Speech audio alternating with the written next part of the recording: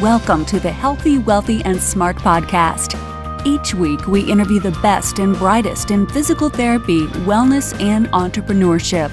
We give you cutting-edge information you need to live your best life, healthy, wealthy, and smart. The information in this podcast is for entertainment purposes only and should not be used as personalized medical advice. And now, here's your host, Dr. Karen Litzy. Hey everybody, welcome back to the podcast. I'm your host, Karen Litzy, and today's episode is brought to you by NetHealth. NetHealth's outpatient EMR and billing software Redoc, powered by XFit, provides an all-in-one software solution with guided documentation workflows to make it easy for therapists to use and streamline billing processes to help speed up billing and improve reimbursement, which who doesn't want that? You can check out NetHealth's new tip sheet to learn 4 ways that outpatient therapy providers can increase patient engagement in 2020. Just go to go.nethealth.com/patient engagement 2020. All right, now on to today's episode. I'm really excited to have Dr. Domenic Fraboni on as our guest and Jenna Kantor as our guest host. Domenic is a doctor of physical therapy and certified strength and conditioning coach. He earned this after graduating from Mayo Clinic School of Health Sciences in Rochester, Minnesota in 2018. He is a member of the American Physical Therapy Association, attending many events nationwide to advocate for the advance of the physical therapy profession, as well as accessibility to higher quality of care. As a recent member of APTA Student Assembly Board of Directors and active advocate for healthcare reform, Domenic likes to focus his efforts on systemic healthcare change. He was an avid coach, unified partner, and volunteer coordinator for the Special Olympics. He has now relocated to Los Angeles, where he coaches people into their bodies using a unique approach of health and lifestyle consulting in the areas of mindset, movement, and meals through his company, The Wellness Destination. Domenic focuses his services on the true and authentic connection he hopes to create with patients, clients, or those who are looking for help on their health journey. Then he may be able to help empower individuals overcome barriers and create true progress and independence on their lifelong healing journey. So on today's podcast interview, Jenna and Domenic talk about social media. So Domenic is just killing it. And today they talk about how to choose the right social media platform for your target audience, the importance of developing engagement with your content, and how to stay authentic and avoid the negatives of social media use. So a huge thanks to Domenic and Jenna for recording this live at Graham Sessions a couple of weeks ago back in Nashville. So everyone enjoy. Hello, this is Jenna Kantor with Healthy, Wealthy, and Smart. Super excited to be here at Graham Sessions 2020 with Domenic Fraboni, who I know from Student Assembly, running for that, the board of directors, and then also now on social media, which is our big focus because he has been putting a lot of work specifically on Instagram. So I wanted to have a discussion on this journey with, I'm going to call you Dom now. Let's get casual. Let's kind of make it casual with Dom. So Dom, first of all, thank you so much for coming on.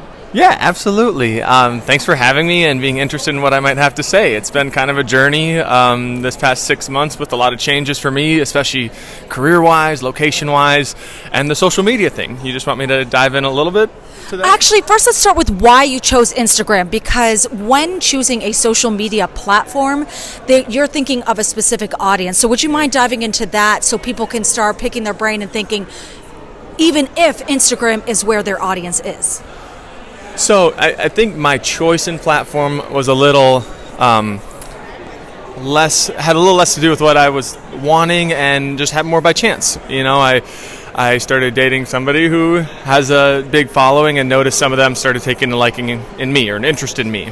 And it was at that point that I realized, hey, Instagram, I've wanted to find a place I can start creating some content, whether it's recording exercises, whether it's just putting out thought-provoking things for potential clients or potential humans. I'm all about getting access to good information out to the humans so that they can make the decisions for themselves. And we know in this online era and the age of information, I would love to be contributing to what I think can be, more trustworthy information that's online. So I started getting this Instagram following and I'm like, okay, let's do this. Let's put out some content. And I think it worked great for that because A lot of times people go to Instagram for content of that sort, so I'm like, hey, great marriage. So that's kind of how choosing Instagram as a platform came about, more by chance than by my direct choice. What how did you figure out what your content would be on? Yeah, that's another great question. Kind of in my purpose moving into this career as a professional, I always said I want to empower people to independence in their journey, right? And then kind of my themes that came out of that were movement. I'm a doctor of physical therapy, so clearly movement is huge to me and how I deal with clients and patients. Mindset, because I do also understand that in the psychosocial realm of how we treat humans and how we deal with humans, our mindset, our emotions, our mental state has a lot to do with how we feel physically and how we move, and meals. So I'm like, hey, maybe if my content surrounded those three themes, that can be my shtick: the mindset, the movement, and the meals. And it had a little bit of a ring with the 3 M's there, right? So that's where I just started with those 3 things in mind. And trying not to question myself was the biggest thing going in, where you asked, hey, how do you know what kind of content to put out? I didn't know. I knew I had these people following me and that they might be interested in what I have to say. So my first step was just doing it, was starting to put out content and asking questions. If you ever have a time online where you have people following you and you don't know what they want, ask them. And so I started asking questions. I was very lucky to have people around me who had kind of gone through a transition like this into putting themselves out there. And a lot of what they said is, just do it. You know what you're good at, and you know what you're passionate about. These people have started following you for a reason. The ones that need to hear it will resonate. And the ones that want certain things will let you know when you ask. So I started asking questions to the people that were following me, and I also just started putting out content and realizing what it was that people resonated well with. And for you, what were your measures that you were using to go, oh, this is what they want to see from you? And on that note, we're going to take a quick break to hear from our sponsor, and we'll be right back with Dom's answer.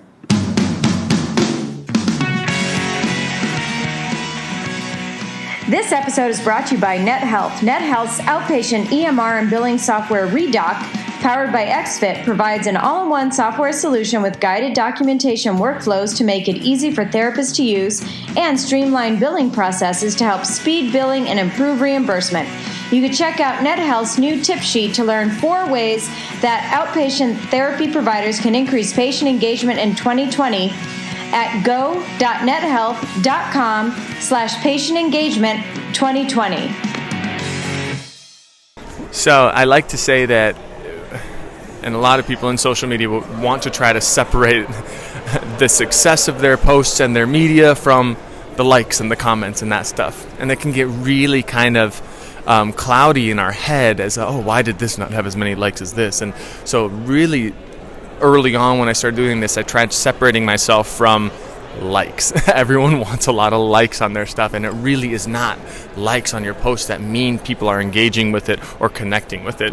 The things that I really started to realize is the more direct messages, the more DMs, or the more comments that people are connecting with, or saying like, hey, I love this, I tried it, it feels this way, or I'm glad you shared that, thanks so much for sharing more about yourself, whatever.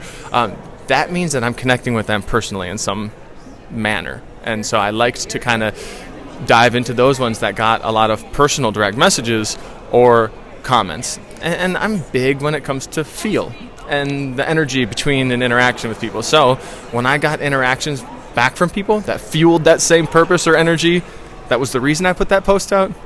There we go. Like, those are my metrics. And I live in more of a subjective world myself because research makes me cringe a little bit sometimes. But it's the feel that you can't get away from. So when I had people responding to me that made me feel something, I understood that maybe they took something away from that made them feel something inside. So try to steer away from becoming obsessed with likes or comments and really steer towards and into the things that you know people feel something when they read it and will connect with it and reach out because of that. And that's where I feel like I've helped to engage my audience a little more. I love that. And with all the content that you're doing, did you figure out how often you're going to be posting? Yeah, so like the frequency is huge too, because consistency breeds trust. People, although we are putting out this free content and it does take time to put together, people like following people or content providers that they know are going to be there for them, or that they know are going to be there and continue to put that out. So I'd say the first thing was like, okay, I need to be consistent. And initially when I was starting this, I had a little more time on my hands, and I decided, okay, I can take Sundays off and I'll post 6 times a week. And then I realized as I started getting more coming onto my schedule that was a bit tough. And so I landed on doing something about 3 times a week, 3 to 4 times a week, and making sure I'm very consistent in that, but then also engaging when possible and making sure that those connections that are made aren't just done because I need to make my 3 posts a week. Again, it all has to come from this intention inside me. So whether it ends up being 2 times a week or 6 times a week, I know that it's all still coming from this great energy that I trust and am behind what I'm putting out. Again, to create those relationships, whether online or whether in person or whether just through DMs or comments, we are creating relationships and connections with these people in some way. And so if the post I can put out has a slight influence on that energy that might drive them to be open to different options, then that's what I'm going to put out. I've landed somewhere in that realm of 3 or 4 days just based on how much other work I have in my collective sphere right now. But I think that's plenty for me to continue that frequency of engagement to make sure people know that I'm going to show up. Do you have to know everything to start something on Instagram? Yes, if you're not an absolute expert, then no, absolutely not. And I think if you look through Instagram pretty quickly, you'll realize that not everybody is an absolute expert or knows everything in what they're posting. And I hear a lot of PTs, or specifically younger PTs, who will see other pages and be like, what the heck is this? Like, this isn't how it is, or this isn't how you should do that exercise, or like, wow, they aren't even paying attention to this. And my thing to them is like, well, record an exercise and put it out, or record a video of yourself doing it and say, like, this is how I do it. Not to bash or be against that person. I'm very, very much so against calling people out. I put my air quotes over that, even though we're on audio, but calling people out or having turf wars with other people because you don't agree with them. We don't have to agree. We do also just have to understand that there are a lot of people that are open to those other routes. Right. And this isn't for PTs. This is for people. Yeah. So leave your ego at the door, leave your ego away from your phone, and put out great content that you can stand behind, and you won't have to worry about that as much. I love that so much.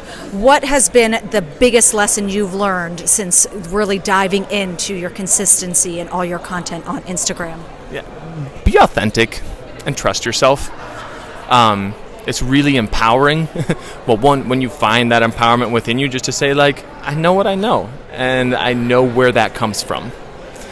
And when you sit in that space, no matter what you put out or what someone says about it can impact that. And so, yeah, I spend time on posts that I put out and they don't go anywhere. Maybe I have a slight bit or a question in my head, like, what happened there? Why did that not get that following? But I don't emotionally attach myself to any expectation on that. So the biggest challenge is the expectation of yourself or the comparison bug that might come out. Instagram's doing this thing where they're taking away the ability to see likes on a lot of posts now, which I think in a lot of aspects is great, because there are a lot of people in these younger generations that are going through anxieties and depressions because of this technology addiction, which is a whole nother topic. You just opened up a barrel of worms right in the end. Totally, and that's the initial reason I never wanted to get into this, because I knew technology draws on these very addictive processes to get people to continue to use and to continue to abuse those processes until literally we are physiologically addicted. And that's why I stayed away from it. And instead, knowing that that can happen and the intent from where I'm coming, I know that we can use these processes that may be addictive to get great information out to people and to help them understand and have access to that kind of stuff. So, yeah, my biggest challenges, going back to your initial question, was, comparison and seeing what other people are doing, which is why I brought up the likes and like, oh, they got that many likes and they have this many followers and this and that. Like you start wanting to do that in your head. Again, shut those things down right away, because you don't know what their purpose is or where the people that follow them are coming from or what they're looking for. And so be authentic and try not to get that comparison bug on your shoulder. Boom shakalaka, I love that. So where can people find you on the Insta of the Gram? So if you type in Dr., just Dr. Dom, DPT, it's Dr. Dom DPT, you can find me. I put out stuff on movement, mindset, and meals, and my goal is to empower you to independence in your journey, because everybody could use a little bit of good information to maybe open up what other possibilities could be on your path. I love that. So thank you for everyone who tuned in to listen to this podcast. You can also get that information on where to find Dom in the bio as well. Dom, thank you so much for coming on. Yeah, thanks. This has been amazing, Jenna. I love getting to see you here at Gram Sessions, and thanks for interviewing me. So a huge thank you to Jenna and Dom. What great advice from Domenic. Thank you so much. And of course, thanks to our sponsor for today's episode, Net Health.